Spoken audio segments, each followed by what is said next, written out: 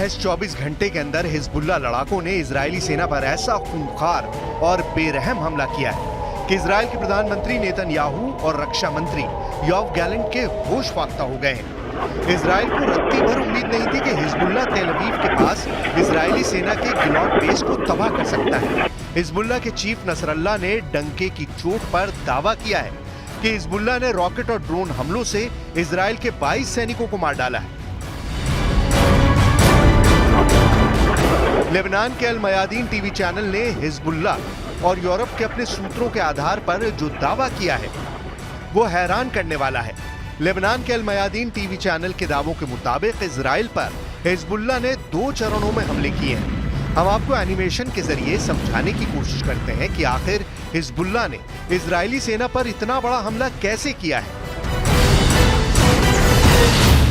अल मयादीन TV channel के मुताबिक Hezbollah ने इस बार ऑपरेशन अरबाइन के तहत इजरायली सेना पर हमला किया है। खबरों के मुताबिक हिजबुल्लाह लड़ाकों ने इजरायल की राजधानी तेल अवीव से कुछ किलोमीटर दूर इजरायली सेना के गिलॉट बेस और ईन शेमर एयरबेस को निशाना बनाया है।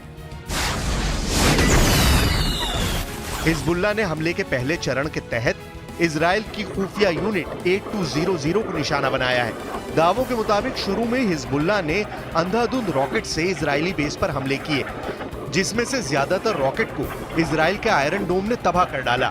हिजबुल्लाह का दावा है कि ऐसा उसने जानबूझकर किया था ताकि आयरन डोम की प्रतिरोध की क्षमता को खत्म किया जा सके। इसके बाद हिजबुल्लाह ने इजरायल के गिलॉट बेस पर दूसरे चरण का खौफनाक हमला किया। हिजबुल्लाह ने अचानक सैकड़ों ड्रोन से इजरायली बेस पर हमले कर दिए। ड्रोन का हमला इतना तेज था कि गिलॉट बेस में बैठे इजरायल खुफिया यूनिट 8200 के सैनिकों को बचने का मौका तक नहीं मिला। अल मयादीन टीवी चैनल के मुताबिक हिजबुल्लाह के ड्रोन हमलों की वजह से इजरायल के 22 सैनिक मारे गए हैं, जबकि 74 इजरायली सैनिक बुरी तरह से जख्मी हैं। لا يغير موقفنا. نحن من البداية قلنا أننا نساند غزة، وعادة إذا حصل حرب في أي مكان في العالم المفروض أن المعالجة تكون بانتهاء الحرب. इजराइल ने कल ही दक्षिणी लेबनान में मौजूद हिजबुल्लाह के 20 से ज्यादा ठिकानों पर भयंकर हवाई हमले किए थे। इजराइल के इस हवाई हमले में 15 बार एयर स्ट्राइक हिजबुल्लाह पर की गई थी। इजराइल ने इस हमले के बाद दावा किया था कि उसके हमले में दक्षिणी लेबनान में मौजूद हिजबुल्लाह का एक टॉप कमांडर मारा गया है। हैरानी की बात तो यह है कि इजराइल के इतने बड़े दावे के महज 10 घंटे बाद ही हिजबुल्लाह ने तेल अवीव के पास मौजूद इजरायली सैन्य ठिकानों को तबाह और बर्बाद कर डाला है। हिजबुल्लाह इस हमले को लेकर और क्या दावे कर रहा है, जरा ये भी जान लीजिए। हिजबुल्लाह का ऑपरेशन अरबाइन, मारे इजराइल के 22 सैनिक। हिजबुल्लाह के दावों के मुताबिक ऑपरेशन अरबाइन इजरायली सेना के लिए काल साबित हुआ है। दावों के मुताबिक हिजबुल्लाह ने महज एक ही हमले में इजराइल के 22 सैनिकों को जहां मारने का दावा किया है, तो वहीं 74 सैनिक घायल करने का भी दावा किया है। हिजबुल्लाह का दावा है कि उसने अपने टॉप कमांडर हज मोहसिन उर्फ फऊद शुकर की हत्या का बदला इजरायली सेना से ले लिया है। कमांडर फऊद शुकर को 30 जुलाई को बेरूत में एक मिसाइल हमले से इजराइल ने मार दिया था। हिजबुल्लाह चीफ नसरल्लाह के मुताबिक ऑपरेशन अरबाइन के तहत तेल अवीव से 40 किलोमीटर और लेबनान से 75 किलोमीटर दूर इजरायली सैन्य ठिकानों पर हिजबुल्लाह ने हमले किए हैं। हिजबुल्लाह ने इजरायल की खुफिया यूनिट 8200 को निशाना बनाया है, जो लगातार दक्षिणी लेबनान पर हमले कर रही थी। इजरायली सेना भी मान चुकी है कि महज 12 घंटे के अंदर लेबनान की तरफ से हिजबुल्लाह ने 30 रॉकेट दागे हैं। हिजबुल्लाह के रॉकेट्स ने अल जलील पैनहैंडल को निशाना बनाया है। पिछले कुछ घंटों में हिजबुल्लाह ने उत्तरी इजराइल पर 60 से ज्यादा रॉकेट दागे हैं। इजरायली सेना दक्षिणी लेबनान में हिजबुल्लाह पर हमले कर रही है। इजरायली सेना के मुताबिक उसने हिजबुल्लाह के जैबकिन कलेले के बाहरी इलाके रशाया अल फकर और येटर पर हवाई हमले किए हैं, जबकि एक इजरायली टैंक ने कफर चौबा अल खियाम पर भयंकर हमले किए हैं। इसके अलावा इजरायली सेना ने अल वजानी पर भी हमले किए हैं। לפנות בוקר אנחנו זיהינו היערכות של חיזבאללה לתקוף את ישראל. בעצה אחת עם שר הביטחון והרמטכ"ל, הנחינו את צה"ל לפעול באופן יזום להסיר את האיום. צה"ל פועל מאז בעוצמה לסכל את האיומים. הוא חיסל אלפי רקטות שכוונו לצפון הארץ, הוא מסכל גם איומים רבים אחרים, פועל בעוצמה גדולה, הן בהגנה והן בהתקפה. हिजबुल्लाह को कमजोर समझना शायद इजरायली सेना की सबसे बड़ी भूल साबित हो चुकी है। इजरायली सेना बेशक गाजा के साथ साथ लेबनान पर घातक हमले कर रही हो, लेकिन खुद इजराइल के टॉप सैन्य अफसर चेतावनी दे रहे हैं कि हिजबुल्लाह को हमास समझना इजरायली सेना की बड़ी भूल साबित हो सकती है। हम आपको इजराइल के Israeli reserve major general Yitzhak Brik के बयान और चेतावनी दिखाते हैं, जिसमें वो साफ साफ संकेत दे रहे हैं कि हिजबुल्लाह के सफाए के चक्कर में कहीं इजराइल का ही सफाया ना हो जाए। Reserve major general Yitzhak brick का साफ कहना है कि अगर लेबनान से सीधी और बड़ी जंग इजराइल ने की तो हिजबुल्लाह इजराइल के तेल अवीव, गुशदैन को तबाह कर सकती है। इजरायली जनरल ने यहां तक कहा कि अगर इजराइल ने लेबनान के साथ युद्ध को आगे बढ़ाने का फैसला किया तो इसके गंभीर परिणाम भुगतने होंगे। उन्होंने यहां तक कहा कि इजरायली सेना के टॉप अफसरों की बात निरर्थक होती जा रही है।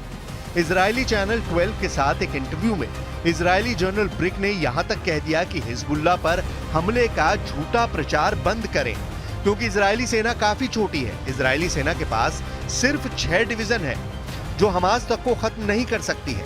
ऐसे हालात में लेबनान में हिजबुल्लाह से सीधी जंग इजरायली सेना की 6 डिवीजन नहीं कर पाएगी और लेबनान युद्ध इजराइल के वजूद पर बहुत भारी पड़ सकता है। इजरायली जनरल यित्ज़हाक ब्रिक खुल्लम खुल्ला इजरायली टीवी चैनल पर इजरायली सेना को कटघरे में खड़ा कर रहे हैं।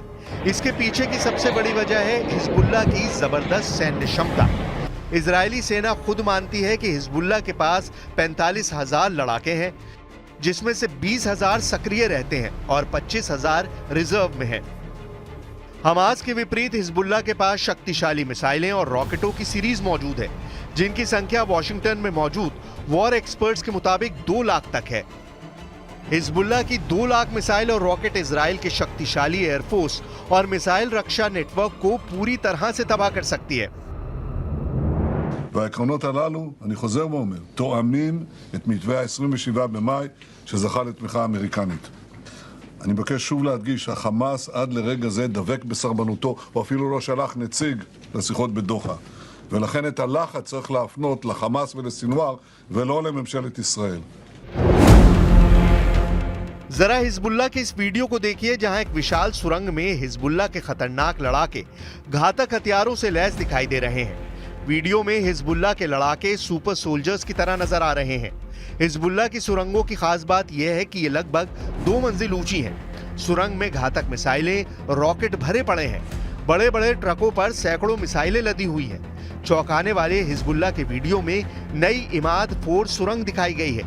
अभी तक दुनिया हमास की सुरंगों के बारे में ही जानती थी, लेकिन पहली बार हिजबुल्लाह ने घातक हथियारों से लैस सुरंग दिखाकर इजराइल और उनके सहयोगियों के होश उड़ा दिए हैं।